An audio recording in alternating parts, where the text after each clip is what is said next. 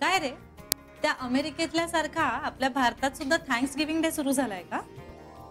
काल आई आजी मला थँक्स म्हणत होते, आता तू म्हणतोयस. तुला आई आजी थँक्यू म्हणाली कशासाठी? मी त्यांना लॅपटॉप शिकायला मदत करते म्हणून. अरे वा, क्या बात है. पण मी तुला नुसतं थँक्स म्हणणार नाहीये, मी तुला गिफ्टही देणार आहे. मी मागीन ते देशील?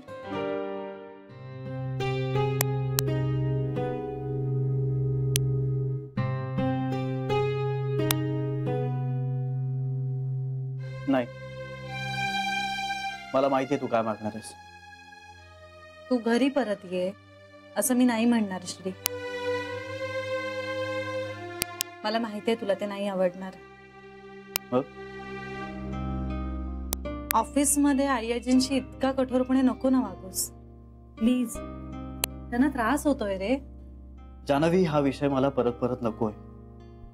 माझं ठरलंय. तेच म्हणते, तुझं ठरलंय ना ऑफिस सोडायचं.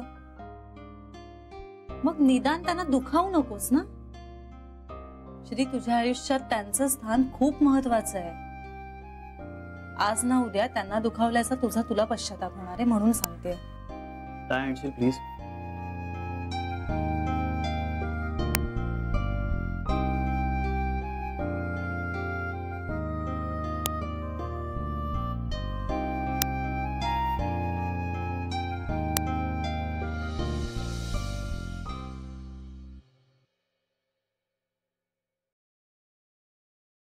त्रास तर मला पण होतोय जान्हवी.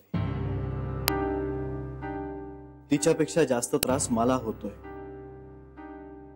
पश्चाताप आत्ताही होतोय. पण आता मला हे असं अर्धवट सोडून येता येणार नाही.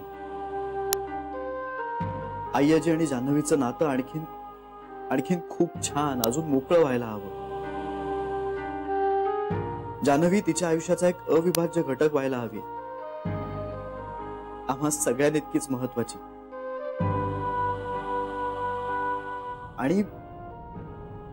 आणि मुख्य म्हणजे आई आजी त वरून ताकभात ओळखणारी हुशार बाई आहे. मी इतक्या लगेच परत गेलो ना तर तिला हमखास शंका येईल. बाहेर राहण्यामागचा माझा हेतू वेगळा होता हे तिला लगेच समजेल. त्यामुळे सध्या तरी असंच कठोर वागावं लागेल. कधीतरी एक दिवस आई आजीचे पाय धरेन मी. तिच्या पायावर डोकं टेकवेन आणि क्षमा मागेन तिची. आणि माझी आई आजी सुद्धा एका क्षणात माफ करेल. पण तोपर्यंत हे सहन कर जान्हवी.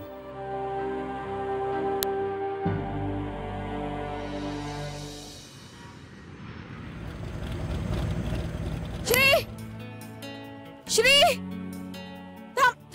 श्री. अरे बेबी, तू? हो, अरे तुझ्याशी बोलायचं आहे. ऑफिस मध्ये जायचं आधी गाठायचं होतं तुला. अगं मग मला फोन नाही का करायचा आज? नाही, फोनवर सांगण्यासारखं नव्हतं ते ना. तुम जाओ. कितना हुआ? 55. ठीक है, आप जाओ. थँक्यू. हाँ, बरं चल आज जाऊ.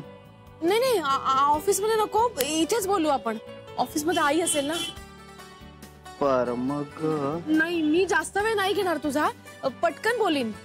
अगं म्हणून घड्याळ नाही पाहिलं मी म्हणलं इकडे जवळ एखादं कॉफी शॉप असेल ना तर तिकडे बसून कॉफी पिऊ आणि मग गप्पा मारू. पण अगदीच 15 मिनिटं उरलीत. आणि मीही आता ऑफिसमध्ये काहीच दिवसांसाठी आहे. आणि मग शेवटच्या दिवसात मला उशीर नाही करायचा. अदरवाईज खरंच आपण नाही नाही, ठीक आहे, हरकत नाही. आपण इथेच बोलूया ना. ते काय झालं, इतकं अर्जंट काय बोलायचंय? श्री, तसं काही अर्जंट नाहीये, पण मलाच राहवत नाहीये. आणि येणारा प्रत्येक दिवस खूप महत्वाचा आहे रे. बेबी, आता काय झालंय? घरी सगळ्या बऱ्या आहेत ना? नाही, घरचे सगळे ठीक आहेत, कुणाला काही झालेलं नाहीये. फक्त आई असं का वागते कळत नाहीये मला. बेबी, आता तू शांत हो. आई आजीचं काही कळत नाहीये म्हणजे नक्की काय? अरे म्हणजे आई वेगळंच वागते हल्ली. तिला तू ऑफिस मध्ये हवायस कायमचा. म्हणजे तू तिला ऑफिस सोडायला नकोयस. कशावरून वाटलं तुला असं? मला वाटत नाहीये, मी ऐकलंय. आई स्वतः म्हणाली मला. खरं सांगतेस तू? श्री, अरे तुझ्याशी का खोटं बोलेन मी? आई मला सांगत होती की श्रीनी बिझनेसचा पसारा खूप मोठा वाढवलाय आणि खूप छान हँडल करतो तो, आणि तुझ्या कामावर खूप खुश आहे रे ती. तिला याच गोष्टीचं टेन्शन येतं की तू सोडून गेल्यानंतर एवढा मोठा पसारा तिला एकटीला बघावा लागेल. श्री, बेसिकली घरात सुद्धा तिला तुझी उणीव जाणवते, आणि आता काही दिवसांनी तू ऑफिस मध्येही नसणार आहेस. या कल्पनेनेच अस्वस्थ झाली ती. बेबी मग मी काय करू? श्री, तू परत ये ना. हीच खरी वेळ आहे परत यायची. आई आनंदाने घरात स्वागत करेल तुझं. प्लीज श्री, नाही म्हणू नकोस. ऐक बेबी, हे बघ, हा सगळा बिझनेस आई आजीने उभा केलाय आणि ऑफिस मधलं सगळं मी तिच्याकडूनच शिकलोय. फक्त आई आजी आता खूप वर्षानंतर ऑफिस मध्ये पुन्हा यायला लागले ना, म्हणून थोडीशी भांबावली आहे. आणि तिने आजही जर ठरवलं ना सगळं शिकायचं, तर ती खरंच शिकू शकते आपल्या सगळ्यांपेक्षा खूप लवकर. तेव्हा पण तिला थोडासा वेळ देऊया. शी विल सेटल डाऊन. अरे पण श्री, तोपर्यंत काय? तिला या वयात का त्रास द्यायचा आपण? बेबी, अगं कुठलेही बदल स्वीकारायला थोडा वेळ हा द्यावा लागतो ना. म्हणजे तू थांबणार नाहीस?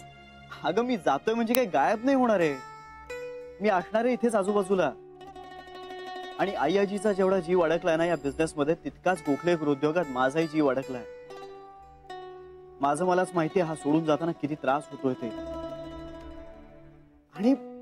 आणि अगं मी काय बिझनेसला वाऱ्यावर सोडून जात नाहीये. माझी कधीही आणि कुठेही गरज पडली ना, तर मी उपलब्ध असणार आहे बिझनेससाठी. अरे आईला तुझी गरज भासणार आहे श्री. बेबी, ही गरज मानसिक आहे आणि ही काही दिवसात होईल कमी. आईजीकडनं आजवर मी काय काय आणि किती शिकलोय या सगळ्याचा हिशोब मांडणं खरंच खूप अवघड आहे. आणि त्यातलीच एक गोष्ट म्हणजे कुठलीही गोष्ट हातात घेतल्यानंतर ती अर्धवट सोडायची नाही, शेवटपर्यंत जायचं.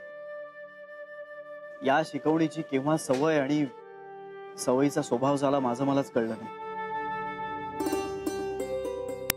बेबी, पण या स्वभावाचा मला ऑफिसमध्ये खूप फायदा झालाय आणि आय एम शुअर वैयक्तिक आयुष्यातही खूप फायदा होणार. बेबी, मला माहितीये या सगळ्याचा तुम्हाला खूप त्रास होतोय. माझ्यावर विश्वास ठेव, मलाही खूप त्रास होणार आहे या सगळ्याचा. पण एकदा उचललेलं पाऊल मी पुन्हा मागे नाही टाकू शकत. हा फक्त माझा स्वभावच नाहीये, ही आई आजीची शिकवण सुद्धा आहे. श्री, तू ह्याला स्वभाव म्हण, सवय म्हण, किंवा मग शिकवण म्हण, पण मला फक्त एवढंच कळतंय की या सगळ्यांमुळे आपल्या घरात प्रॉब्लेम्स निर्माण झाले. आणि श्री, अजूनही वेळ गेलेली नाही. आपण हे सगळं पूर्वीसारखं करू शकतो. प्लीज बेबी, खरंच सगळं पूर्वीसारखं होईल. हा, मी ऑफिस मध्येच राहिलो तर खरंच सगळं पूर्वीसारखं होईल. मला शंका वाटते. या उलट खरंच मी जर ऑफिस मधनं बाहेर राहिलो ना, तर गोष्टी पूर्वीसारख्या होतील. कदाचित माझ्या या स्टँडमुळे हरवलेली नाती आणि माणसं जवळ येतील. बेबी, प्लीज ऐक, मला उशीर होतोय, मला जायला हवं, खरंच जायला हवं.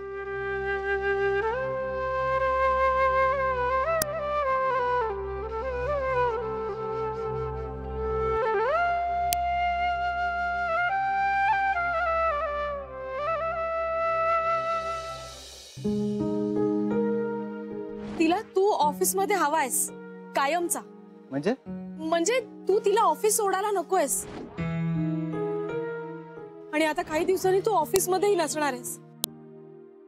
या कल्पनेनेच अस्वस्थ झाली ती. बेबी, मग मी काय करू? श्री, तू परत ये ना. हीच खरी वेळ आहे परत यायची. आई आनंदाने घरात स्वागत करेल तुझं. आई आजीच्या बाजूने तर हा दुरावा कमी होत चाललाय. ज्या अर्थी ती बेबी आत्या समोर बोलली, त्या अर्थी तिचा विचार पक्का झाला असणार. पण बघ आता मी काय करावं? नाही, बेबी आत्या म्हणाली, पण मला आता ही परत जाण्याची योग्य वेळ वाटत नाहीये. आई आजीनं जान्हवीच्या दिशेने हात पुढे केला, पण निमित्त मी घराबाहेर पडण्याचं झालं हे विसरून चालणार नाही.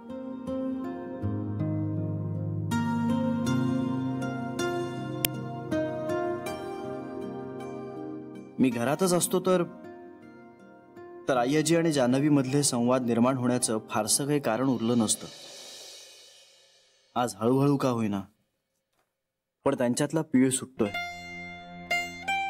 आता आता काही काळ मला अजून असंच कठोर वागत राहायला हवं.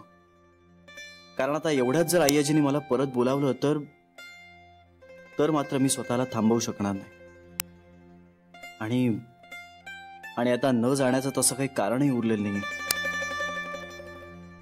त्यामुळे मला हे असंच काहीतरी वागत राहिलं पाहिजे की जेणेकरून ती मला परत ये असं म्हणणारच नाही. सध्या तरी मला ही शक्यताच छाटून टाकायची. काय करता येईल?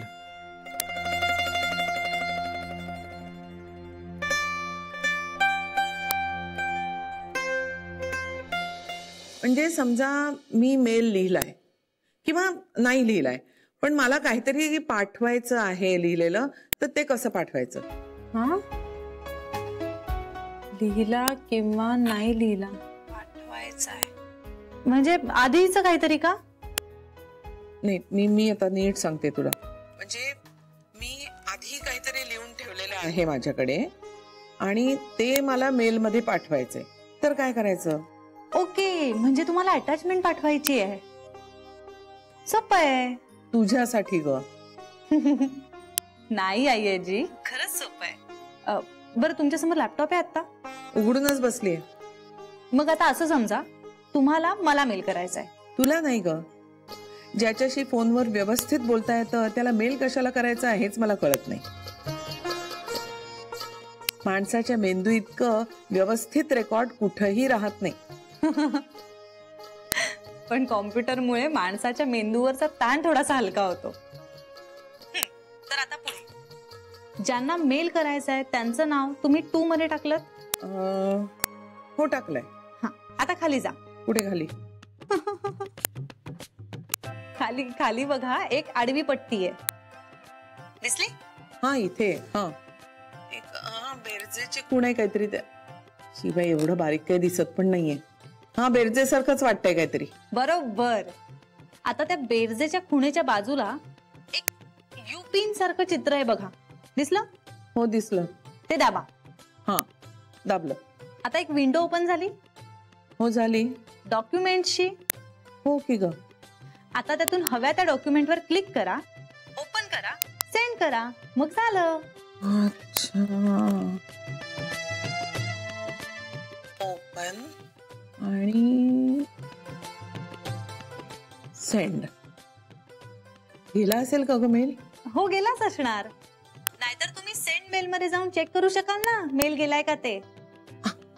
एवढं सोपं आहे आणि मस्त आहे का हे? मस्त आहे ना? ए, थांब थांब, जाऊ नको. तुला वेळ आहे? बोला ना. आता मला सांग, हे CC आणि BCC हे काय आहे? CC हा खरं तर एक प्रोटोकॉल असतो. म्हणजे 2 मध्ये 4 नावं लिहिण्यापेक्षा ज्याला मेल लिहायचा आहे त्याचं नाव 2 मध्ये लिहायचं आणि ज्यांनी तो मेल डोळ्याखालून घालावा असं वाटत असेल त्यांची नावं CC मध्ये लिहायची. अच्छा. आता समजा श्रीला एका डीलरला एक मेल पाठवायचा आहे, तर त्या डीलरचं नाव 2 मध्ये आणि तुम्ही श्रीच्या सिनियर आहात, त्यामुळे श्रीने काय मेल पाठवलाय, कसा मेल पाठवलाय हा तुम्हाला वाचता यावा म्हणून तुम्ही CC मध्ये. असं किती जणांना CC करता येतं. पण हे CC कुणाला केलंय हे बाकीच्यांना कळतं की नाही? सगळ्यांना कळतं, यात काही लपवाछपवी नाही. हा, पण BCC म्हणजे ब्लाइंड CC ह्यात मात्र कोणाला CC केलंय हे कळत नाही. म्हणजे पारदर्शीपणा नाही. मग BCC नकोच. व्यवहार आणि नाती पारदर्शी असावी. त्यात लपवाछपवी आली ना की कधी ना कधीतरी सगळं उघडं पडतं आणि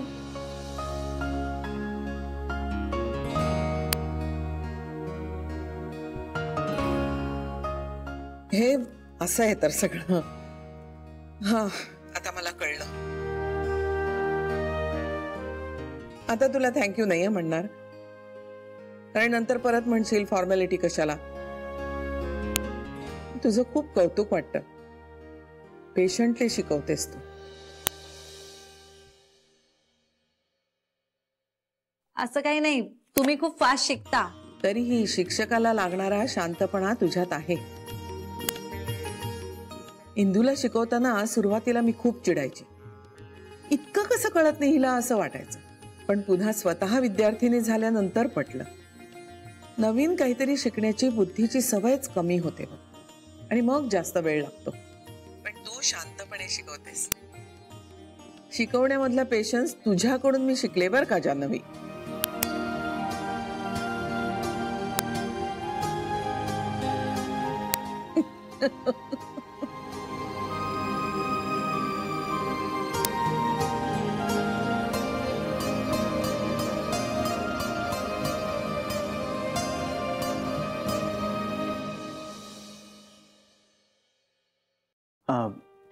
मैं कम इन?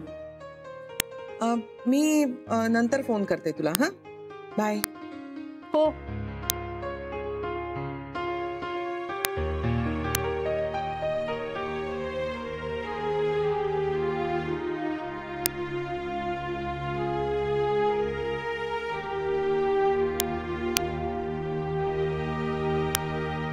या.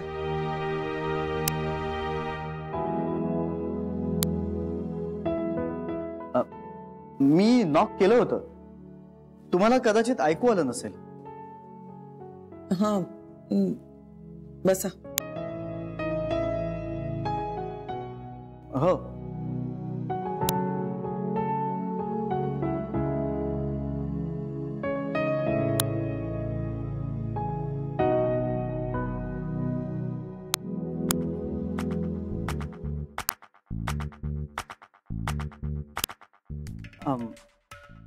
आणि मी मी काही ऐकलेलं नाहीये, अजिबात नाही ऐकलं.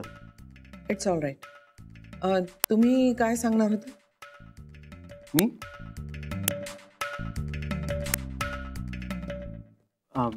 मी काही सांगणार होतो तुम्हाला.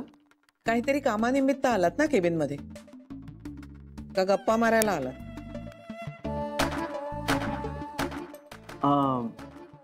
हे नाही, गप्पा मारायला नाही, ते हे राज ट्रान्सपोर्ट वाल्याचा मेल आला होता. त्याचं म्हणणं आहे की डिझेलच्या प्राइसेस वाढत आहेत, त्यामुळे आपल्याला बजेट एकदा रिवर्क करावं लागेल.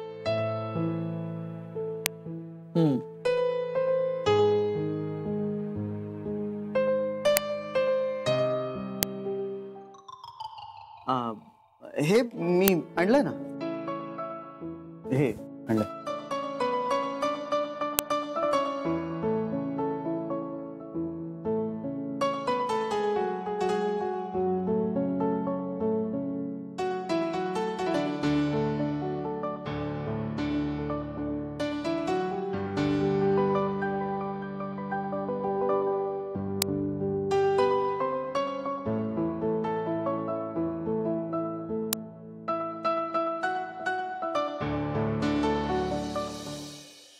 पण बेबी, नेमकं काय म्हणाला तो? अगं हेच बोलणं चाललं होतं वहिनी. आई जे जे काही म्हणाली ना ते मी श्रीला जाऊन सांगितलं आणि त्याला म्हंटल परत ये. काय बोलले आई? आई म्हणाल्या की त्यांना श्री ऑफिस मधून जायला नकोय. अय्या हो, मग तर काहीच प्रॉब्लेम नाही. अगं प्रॉब्लेम श्रीचाच आहे ना. श्रीचं तोंड अजूनही विरुद्ध दिशेलाच आहे. बेबी वंसा, श्रीला म्हणावं लोहा गरम आहे, हातोडा मार दो. हॉट आयर्न हिट हातोडा. अगं मी तेच म्हटलं हीच वेळ आहे, हीच योग्य वेळ आहे परत यायची. तो मला काय म्हणतो माहितीये की मी परत आल्याने काही प्रश्न सुटणार आहे का? हो ना. काही नाही ग वहिनी, श्रीचे गाल अजून फुगलेलेच आहे. हो ना, आपल्या नशिबात असं सहज पटकन असं काही होणारच नाहीये. वहिनी, आपलं काय ठरलंय? असं बोलायचं नाही. आपलं जाऊ दे ग बेबी. श्री काय म्हणाला सांग ना. काही नाही ग वहिनी, श्री मला म्हणाला की मी काही आरंभशूर नाहीये. मला आई आजीने शिकवलंय कुठल्याही गोष्टीचं टोक गाठायचं. आता मी या रस्त्यावर परत फिरणार नाही. मग मी म्हटलं त्याला, म्हटलं तू एकदा तर येऊन बघ ना, पुन्हा सगळं पूर्वीसारखं होईल. खरंच श्री परत आला ना घरी तर थोड्या तरी शक्यता निर्माण होतील. नाहीतर मग सगळेच दरवाजे बंद होऊन जातील. वहिनी पण त्याला दरवाजे बंदच करायचे आहेत.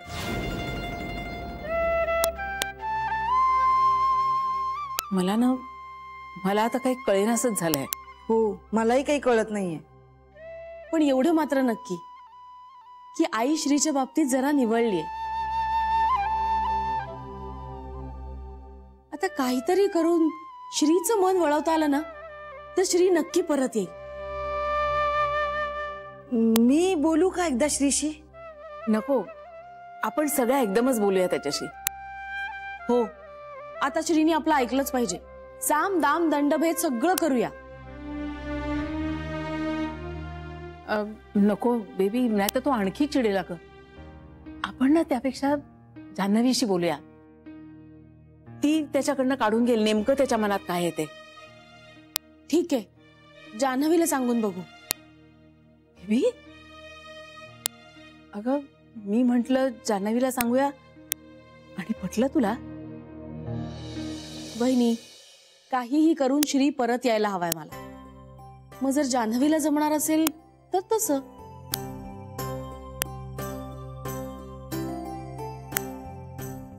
एकदा आईशी परत बोललं तर म्हणजे त्यांना नक्की कळेल ना की श्रीला काय म्हणायचंय. मी बोलते आईशी. श्री काय म्हणाला हे आईला कळू द्यायचं नाही फक्त. कारण श्रीच्या मनात नकार आहे हे आईला कळलं ना तर 2 पावलं मागे येईल ती. पण तुम्ही दोघी जणी ना श्री काय म्हणाला हे आईला सांगू नका. कळलं का इंदुवहिनी? छे छे, मला तर काहीच कळलं नाही. खरंच बेबी, आम्ही पण नाही सांगणार आईंना श्री काय म्हणाला ते. ओके, आता ठरलं. आता बघा श्री नक्की घरी परत येईल.